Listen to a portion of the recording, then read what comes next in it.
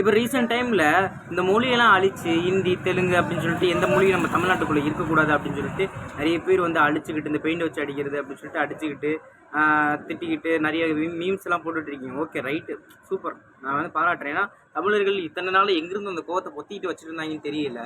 இப்போ தான் அடக்க முடியாமல் வந்து கொந்தளிக்குதான் அந்த கோவம்லாம். அதாவது நான் இந்த மொழிக்கு சப்போர்ட்டாவோ இல்லை மொழிக்கு தவறாகவோ நான் பேச கிடையாது.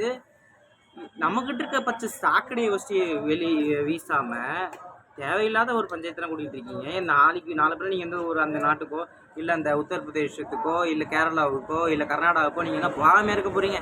ஏதோ ஒரு சூழ்நிலை போய்த்தானே ஆக முடியும்.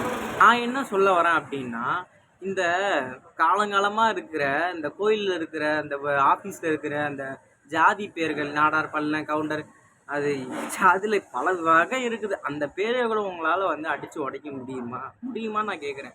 உங்களால் முடியாது. ஏன்? அது வந்து அரசியல். இங்கே தூக்கி போட வேண்டியது மொழியை கிடையாது, தூக்கி போட வேண்டிய சாக்கடைகள். ஜாதிங்கிற சாக்கடையை முதல்ல தூக்கி போடுங்க, அதுக்கப்புறம் அந்த மொழியெல்லாம் தூக்கி போடுறதை பற்றி பேசுவோம்.